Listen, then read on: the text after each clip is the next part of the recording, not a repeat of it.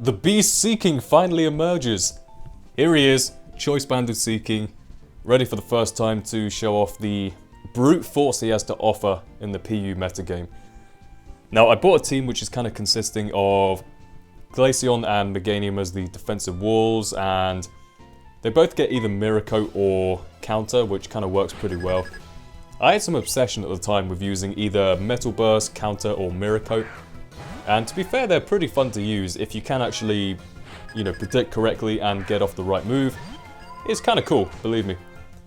So, bad lead here. I go for Glaceon for some reason, and Rapidash comes out. I definitely do not want to take a Flare Blitz, and I figure the best guy to take it is probably Seaking, because Seaking is just that much of a beast. He does not care for Rapidash's Flare Blitzes. Now, I thought he was choice banded at the time, but then he shows me Hypnosis, which kind of tells me that had he been choice banded, Seaking would have been dead pretty much.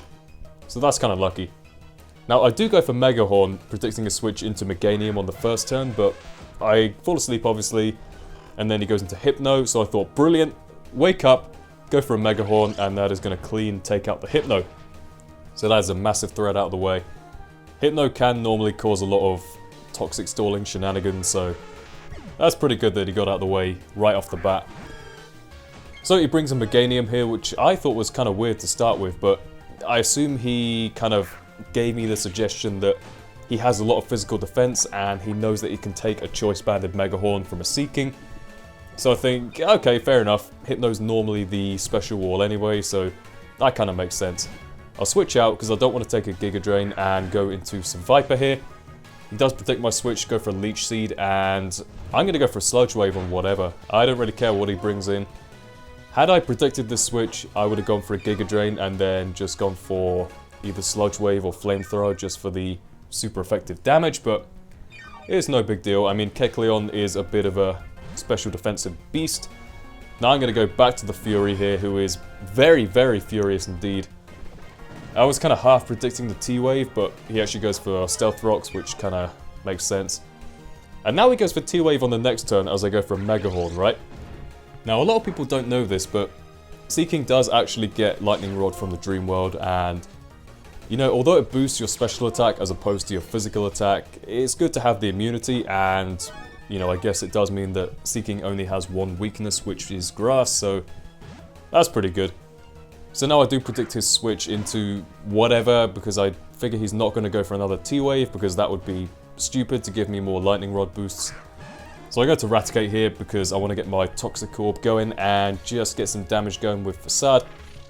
Now he brings in Squirtle, which I believe War Turtle is NU, so I guess this was a PU battle because, yeah, I think all his team is PU, so I didn't even realise this was a PU battle. Now he goes back to Meganium here, and I just go for a Facade again because why not? Nothing's going to really appreciate taking it.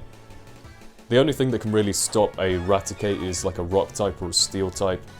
Everything else takes pretty significant damage from Facade, so pretty good physical sweeper. So I'm going to U-turn out here. I wasn't exactly sure whether or not a Facade would actually kill him or not, so I thought, okay, better play it safe. Go out into Viper again, which I guess was a bit predictable because he does go for the Leech Seed as opposed to the Giga Drain. So now I'm thinking, alright, since I stayed in last time and went for a Sludge Wave, he's probably just going to go to Kecleon again because there's nothing really that Viper can do to Kecleon. So I'm going to protect his switch. I'm going to actually go back into Raticate again because, I guess had he stayed in and predicted my switch and gone for a Giga Drain, that would have been horrible for Raticate, but kind of makes the safe play on his part and goes into Kecleon here, which does work out for me because risk and reward, Raticate is claiming the reward here because I can now go for a Facade, take out the Kecleon because Kecleon, being a bit of a special defensive beast, is not so hot on the physical defensive side, so I take him out. That's pretty good.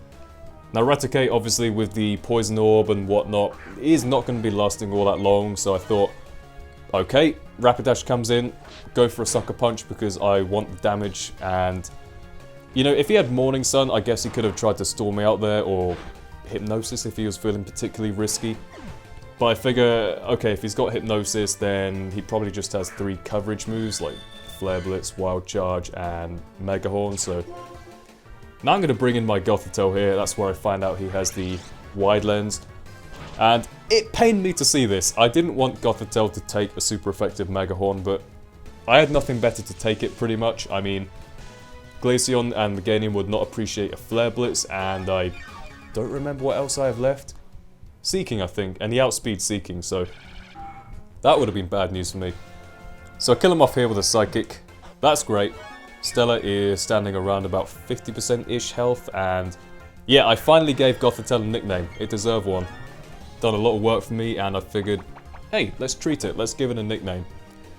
So I'm going to stay in here against Meganium and go for a Hidden Power Bug. I kind of thought this would actually take him out from there, because he looked to be more of a physical defensive thing, but I guess whatever way you look at it, Meganium does have good base special defense, and Gothitelle doesn't have much special attack investment.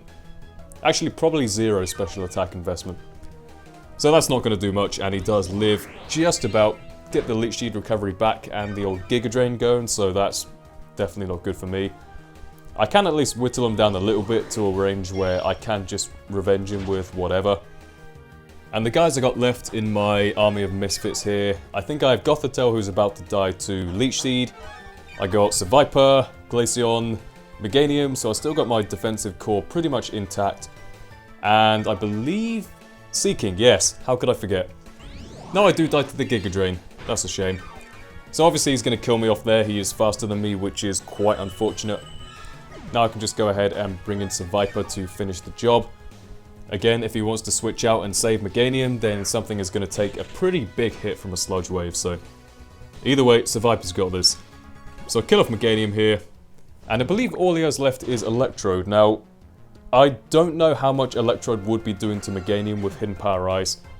I think it would beat Meganium and probably Seviper as well because it is faster, so he does have Squirtle too, which is nice because Seviper can suck up all those souls with the Giga Drain. I don't know if he thought I was maybe choiced or what, but I do have the Giga Drain there just for coverage.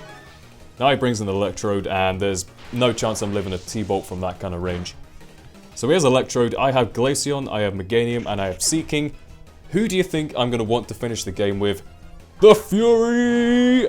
Gonna go for a Choice Banded Giga Impact, and that is going to take him out because all he can do is go for a Hidden Power. He can't go for T-Bolt because I'll get the Lightning Rod.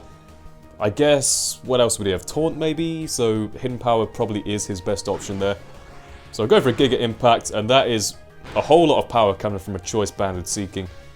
And of course, Electrode is going to go down. No Static Hacks as well, because that is just how Seaking rolls. He doesn't care for Static Hacks. So that was the game. Hope you all enjoyed, and I guess I'll probably try and use Seaking a lot more now. He does have the new moves released with Black and White 2, like Drill Run, so I'll try and make use of that, and I will rename him to The Psycho as per the recommendation of one of my Twitter followers. If you want to follow me on Twitter, check out the description or my channel page and you'll find it all there. But with that being said, if you guys enjoyed, leave a like rating and I will see you next time. Goodbye.